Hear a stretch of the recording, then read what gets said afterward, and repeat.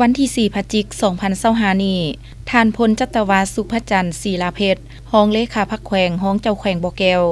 ได้มาพบปะอบรมคณะรับผิดชอบคณะสหพันธ์พนักงานช่วยเวียกครูฝึกผู้ช่วยครูฝึกและนักกีฬาแต่ละประเภทที่จะเดินทางเข้าร่วมงานมหกรรมกีฬาแห่งชาติครั้งที่12ที่นครหลวงเวียงจันทน์เป็นเจ้าภาพอยู่ที่แผนกศึกษาธิการและกีฬาแขวงบ่อแก้ว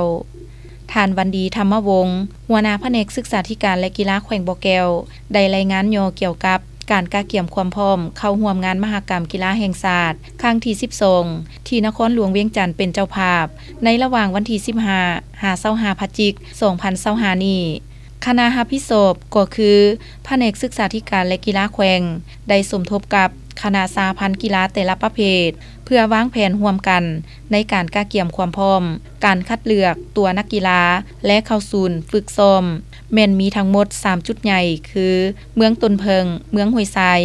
และนครหลวงเวียงจันทน์ศูนย์เมืองต้นเพิงมี3ประเภทกีฬาคือกีฬานาเก็กและหมักคางกีฬากะโตศูนย์เมืองห้วยทรายมี8ประเภทกีฬาคือ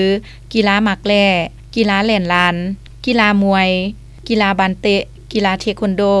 กีฬาดอกปีกไก่กีฬาเปตังกีฬากอล์ฟศูนย์นครหลวงเวียงจันทน์มี4ประเภทกีฬาคือกีฬารถถีบกีฬาอีสปอร์ตกีฬาเต้นและกีฬาบ้านทรง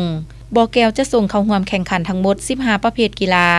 จะส่งคณะนำคณะรับผิดชอบผู้ช่วยเวียกครูฝึกและนักกีฬาเข้าร่วมทั้งหมด187คนคาดคะเนผลได้รับเหรียญรางวัลเหรียญทอง23เหรียญเหรียญเงิน16เหรียญเหรียญค้ำ9เหรียญรวมทั้งหมด48เหรียญโอกาสนี้ท่านพลจัตวาสุภจันทร์ศิลาเพชรรองเลขาพักแขวงห้องเจ้าแขวงบ่อแก้วได้แสดงความสมเสยต่อคณะรับผิดชอบที่ได้เอาใจใส่ในการกะเกี่ยมความพร้อมและฝึกซ้อมนักกีฬาแต่ละประเภทและมีคำเห็นโอลมเน้นหนักหลายปัญหาให้การนำแผนกคณะสหพันธ์พนักงานช่วยเวียกครูฝึกผู้ช่วยครูฝึกและนักกีฬาแต่ละประเภทที่จะเดินทางเข้าร่วมงานมหกรรมกีฬาแห่งชาติครั้งที่12ที่นครหลวงเวียงจันทน์เป็นเจ้าภาพซึ่งมีบางตอนทานกล่าวว่าสำหรับนักศึกษาก็คือครูฝึก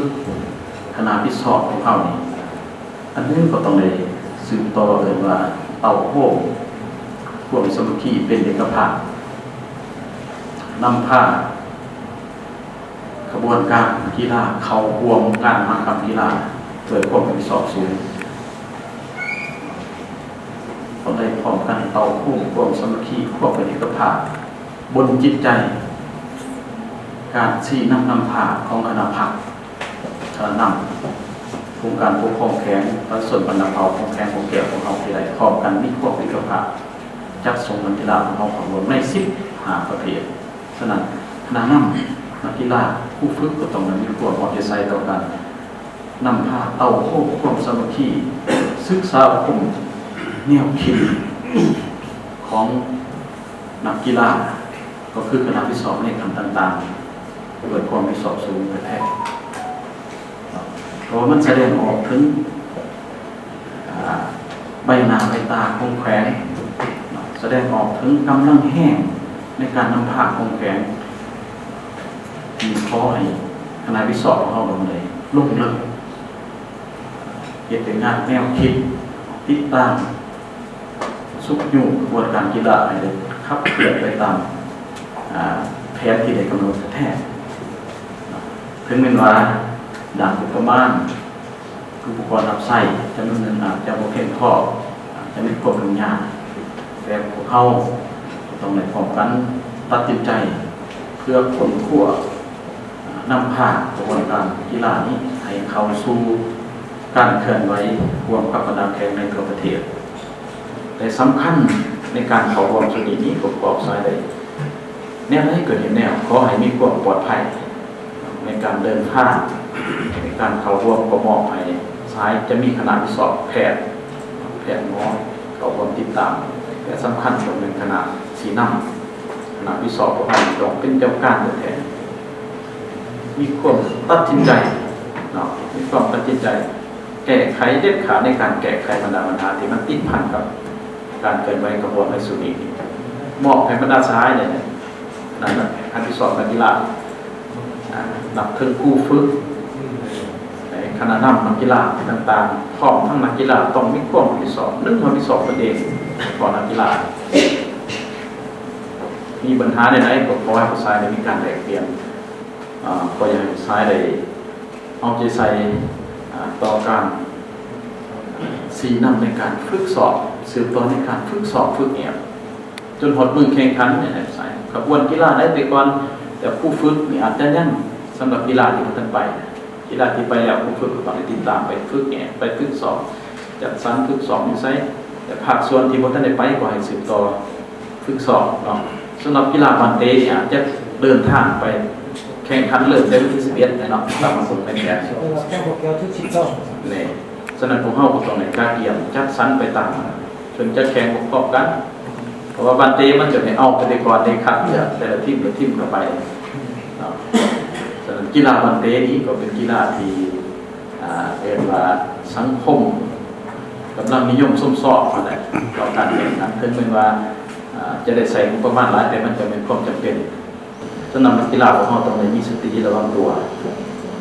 มีระเบียบวินัยในการเข้าร่วมแข่งขันในสุดนี้ผมหมายกับว่าพวกเรามีการจัดตั้งนำพาเข้าร่วมแข่งขันก็ขอให้นักกีฬาของเราได้เชื่อมั่นเชื่อฟังต่อการนำพาการเข้าร่วมของคณะที่สอบก็คือผู้ฝึกกีฬาแต่ละประเภทอันนี้สำคัญสายให้มีสติมีความมีสอบและมีความเป็นกระผากต่อกันนำพาของคณะผักคณะวิสอบนักกีฬาที่จะนำพาไปประกวดในส่วนนี้คือว่ากีฬาแต่ละประเภทนั้นเป็นศิลปะการแสดงออกถึงเป็นว่าทัศนะแสดงออกถึงคุณสมบัติแสดงออกถึงพรสวรรค์และกำลังเพื่อแห่งของตนเองในการเข้าร่วมแข่งขันซึ่งกำหนดโดยพระราบทบาทกำหนดโดยเวลากำหนดโดยสถานที่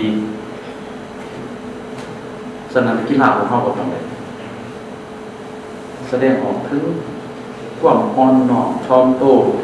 ไปตามจังหวะของกีฬาก็ให้ใส่ทัศนะแนวคิดที่บ่ไปตามกฎระเบียบของกีฬาในเมื่อผ่านมาผมจะจึงยกว่าบางประเภทหนึ่งแสดงออกถึง